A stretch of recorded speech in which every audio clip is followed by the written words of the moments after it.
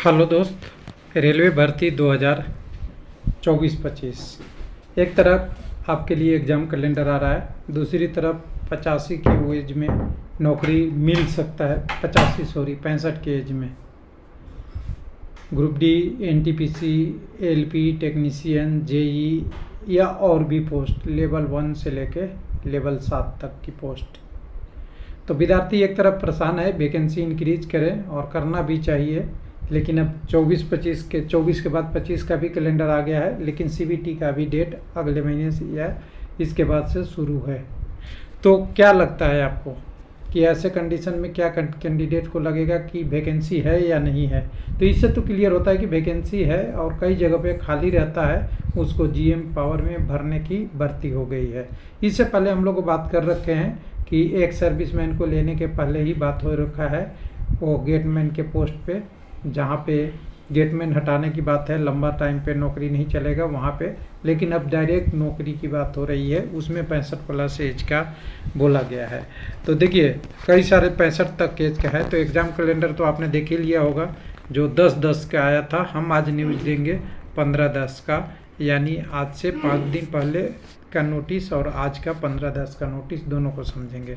तो यहाँ पे एनुअल एग्ज़ाम कैलेंडर 2025 के बारे में आपको बता दिया गया है।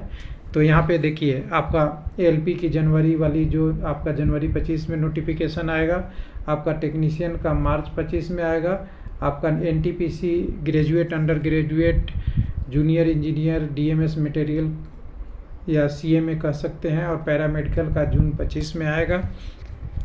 उसके बाद लेवल 1 का और मिनिस्ट्रियल आइसोलेटेड कैटेगरी का सितंबर 25 में नोटिफिकेशन आएगा। ऐसे ही आपका 2024 का भी कैलेंडर था, उसका नोटिफिकेशन तो लगभग लेवल 1 और मिनिस्ट्रियल आइसोलेटेड छोड़ के सब टाइम से आगे है, लेकिन पेपर किसी का टाइम से अभी नहीं हुआ, डिले चल रहा है, लेकिन उसके लिए आपका एग्ज़ाम का डेट आ गया है। लेकिन आज का नोटिस क्या है, इसको समझिएगा कि ये चीज़ें दोनों एक दूसरे के अल्टरनेटिव में क्यों जोड़ रहा हूँ। जोड़ने का एक ही मतलब है कि जब वैकेंसी आएगी तो सबकी भर्ती होती है, और भर्ती होती है तो जितना पोस्ट रहता है वहीं पे भर्ती होती है। तो आज का डेट है 15/10/2024, रेलवे रिक्रूटमेंट बोर्ड का री engagement for retire staff for vacant for on contractual basis. Contract पे वैकेंट पोस्ट के लिए बोल दिया है, किसके लिए? नॉन गजेटेड का लेवल 1 से लेकर लेवल 7 तक का भर्ती किया जा सकता है, जहाँ पे वैकेंट पोस्ट पड़ा हुआ है किसी जोन, किसी डिवीज़न, किसी यूनिट में, लेकिन वो जोन में पावर होगा किसके पास? तो जनरल मैनेजर जीएम के पावर में होगा। और री एंगेजमेंट आपको करने के लिए क्या कर रहता है कि जो पब्लिसिटी करना पड़ेगा वेबसाइट पे कि ये भर्ती हम ले रहे हैं, उसके अलावा फिटनेस, मेडिकल वगैरह सब पैदा करना पड़ेगा। रिटायर पर्सन को जो भी है उनको not hand bill coverage under safety related वगैरह वगैरह जो भी है, सूटेबिलिटी के लिए डीएनआर और बिजनेस के सच होना चाहिए। और साथ में उनके लिए और भी जो कंडीशन दिया है, तो 6 कंडीशन की बात हुआ, 6 के अलावा 7वां, 8वां, 9वां, 10वां कंडीशन भी है, सब है। तो 7वां में देखेंगे तो इनकी 5 APR गुड होनी चाहिए। एज क्या रहा है? Maximum age for limit for engagement 65 साल तक का ले सकते हैं। रिटायर कितने में हो जाते हैं लोग? 60 में। तो 60 से 65 साल तक भर्ती हो सकती है। भर्ती होने के बाद रिटायर कब होंगे ये नहीं पता है, 65 के प्लस, लेकिन 65 तक आपका एज का कंसिडर किया जाएगा।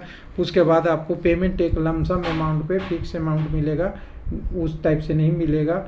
नो इंक्रीमेंट नहीं मिलेगा, डियरेंस अलाउ नहीं मिलेगा, और H R shall be allowed during the term on contract. DA और HRA मिलेगा, लेकिन इंक्रीमेंट नहीं मिलेगा, नहीं, तीनों नहीं मिलेगा। Will be allowed during the, अच्छा, नो इंक्रीमेंट, ये कुछ नहीं मिलेगा, ये तीनों चीज़ें नहीं मिलेगा, क्योंकि वो फिक्स अमाउंट है। उसके अलावा कुछ DA वगैरह पे बात है, और उसके लिए paid for absence for allowance 1 day completed service वगैरह वगैरह का है, री इंगेजमेंट का। तो कुल मिला के इसका कहने का मतलब था कि ये सारा चीज़ें क्यों हो गया, ये चीज़ होने से नुकसान किसका होगा? मान लीजिए शॉर्ट टर्म के लिए हो जाएगा, तो इसको हम कह सकते हैं रेलवे का अग्निवीर।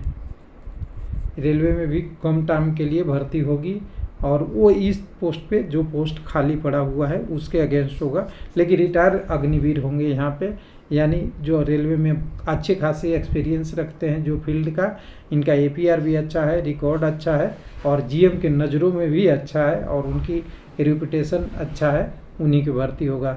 एक जोन से दूसरे में भी हो सकता है, दूसरे जोन से पहले जोन में भी हो सकता है। लेकिन अभी इसमें युवा कैंडिडेट, नए कैंडिडेट हैं, उनके लिए तो कह रहे हैं ना वैकेंसी इंक्रीज कहाँ से होगी।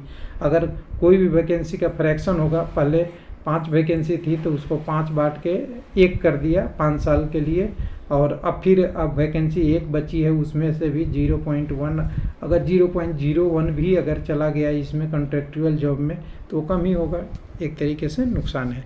थैंक यू, धन्यवाद।